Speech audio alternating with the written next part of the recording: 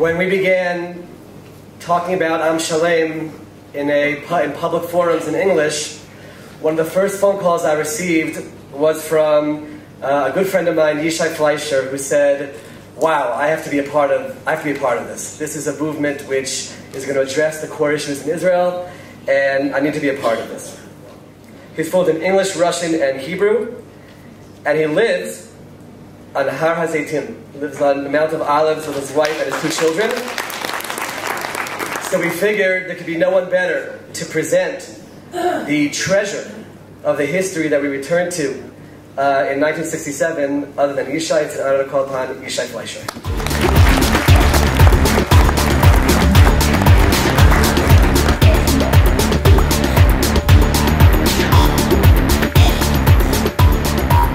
Hi everybody. Shalom, wonderful to be here with you. I want to first tell you that this is an incredible gathering. When was the last time you were part of a gathering that was of just English speakers at the Knesset? No, really. When were you part of such a thing? That, to me, is a testament to Am Shalem, the thinking that's going on there about major problems and also about the major opportunities of the next big wave of Jewry that's going to be coming home. And that's the beginnings of which we see in this crowd right now, which is English speakers. And I'm always telling Israelis, you remember the Russian Aliyah, I remember Ethiopian Aliyah, the next thing is the American Aliyah, so get your English ready.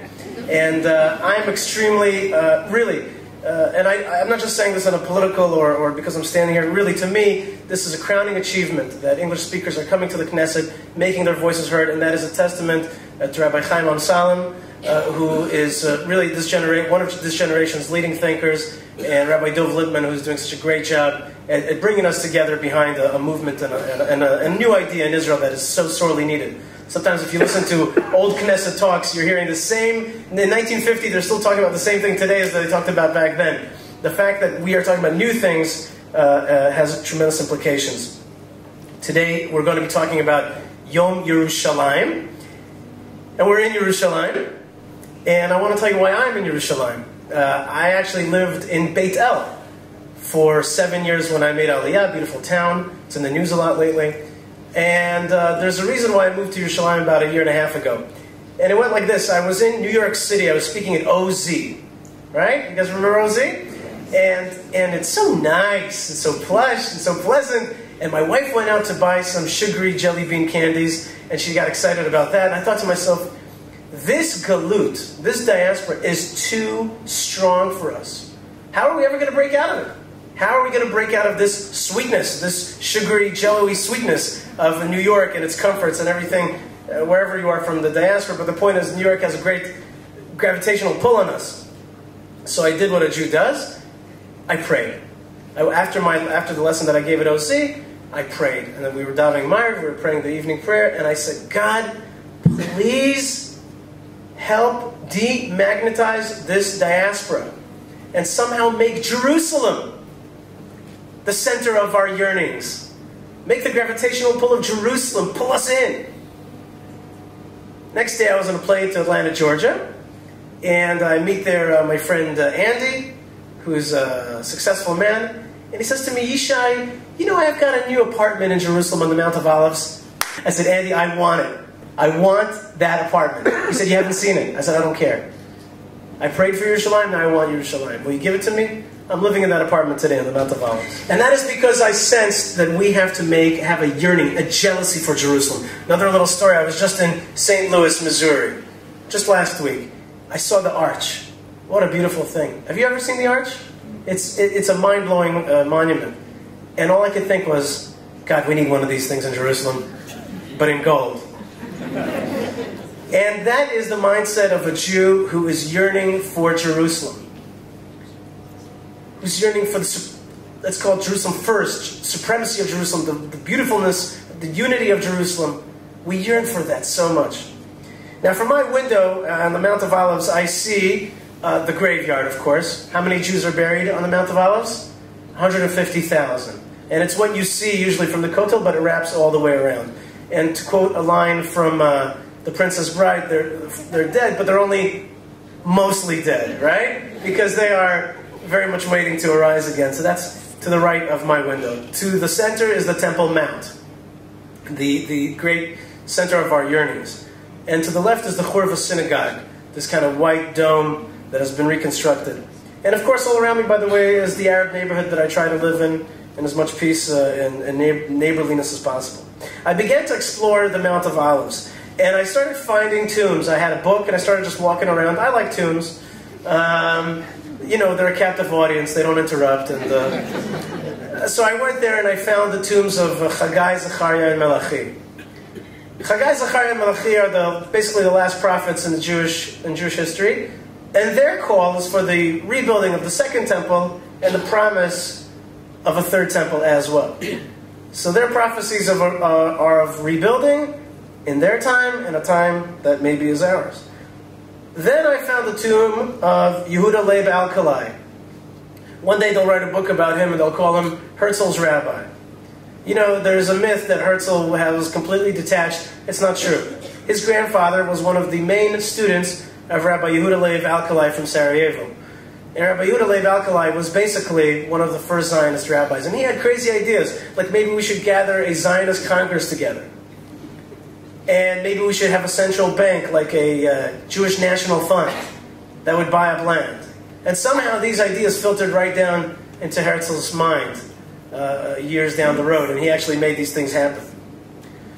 The next people I saw were the fighters for the old city that died, perished, fighting 1947, 1948, losing to the Jordanian illegal occupation, losing to that bloody battle, and not being allowed to be buried properly because Jews are not to be buried in the old city. They were buried haphazardly in the old city until I saw the next tomb of Rabbi Goren. And Rabbi Goren came and liberated the old city and took those bodies, over 60, including an 8-year-old, the youngest IDF fighter, and reburied them on the Mount of Olives. If you follow the progression of the names I just told you, there were the prophets that foresaw redemption, the rabbi who started envisioning how it could happen in our time, the fighters who fought and lost for the redemption of Jerusalem, and the rabbi who came and liberated the old city and buried them properly. This is a progression that one can find on the Mount of Olives. It is Jewish history, par excellence, right there. Just walk and talk to them. They have a lot of stories to tell. Furthermore, there is Eliezer ben Yehuda. He is the modern reviver of the Hebrew language. He's buried right next to my house. Now, I have a little myth that I've now created and propagated, and that is that every person that you go to, every tomb, they have their own schoolot. Some people you pray for marriage, other places you pray for children or success. But some of us in this room have a hard time learning Hebrew, right? You go to Rabbi Eliezer, not Rabbi, like a Rabbi, Eliezer ben Yehuda, you go to him, and you pray for learning Hebrew. And in 2 weeks, you'll see improvement. Next to him is Menachem Begin, who is buried next to 2 Jewish fighters who fought the British, were captured, and did not want to be hanged by the British, and then snuck in a grenade, embraced one another, and blew each other up with song on their lips. They blew each other up so that the captors, the occupiers of Israel, would know that they'll never take us. They'll never take us alive. They'll never take our freedom. And that's why Menachem Begin chose to be buried next to them. All that is next to my house. So is it not amazing when I get reporters visiting me at my house often? And they like to stand on my porch, which has that view that I described to you, and they say to me, in typical British accents, how does it feel to be an occupier? You're an occupation, right? It's illegal land, correct? I say to them, my friends, first thing, I'm not part of an occupation, I'm part of a preoccupation. We've been preoccupied with this land for 3,000 years. Take a look across that mountain, you'll see that our people have been buried here for 3,000 years. Don't you feel silly accusing me of occupying a land which is obviously my ancestral homeland? They tell me that I'm a settlement. I tell them, actually it's a resettlement. We have come back to our ancestral homeland, we are living here again, and we are trying to make peace with our neighbors and live, as I said before, in neighborly fashion. So some of these reporters are actually naive, some of them. But others are part of what I like to call the Hadrianic Wars. What does that sound like? Does that sound Star Wars? The Hadrianic Wars. What are the Hadrianic Wars? Well, you know, we are the most annoying people in the world, bar none. There was an empire called Rome. Nobody would take on Rome. You had to be stupid to take on Rome, because they were the ultimate fighting force of the ancient world. And there was one nation that stood up to them and said, get out.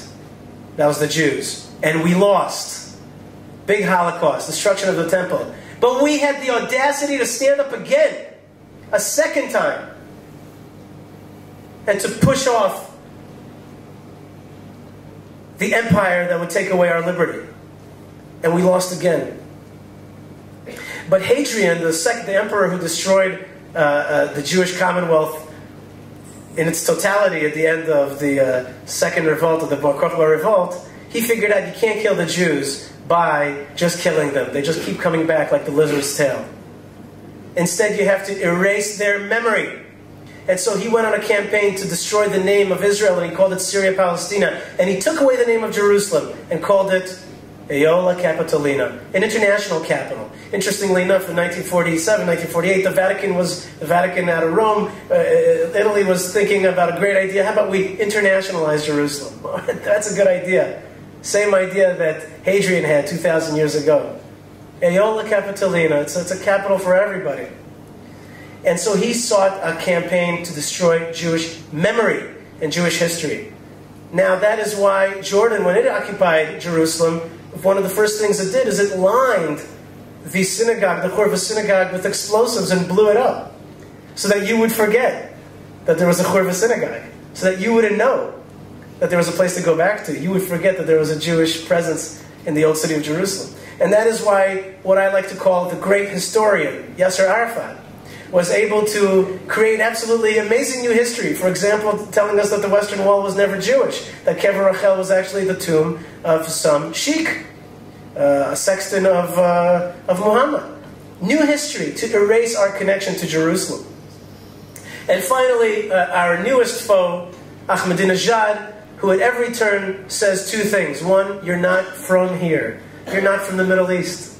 And you're not from Jerusalem. He says you're not indigenous. And the second thing he says is you're small, you're tiny. You are a mosquito, a cancer, or a microbe, depending on the day.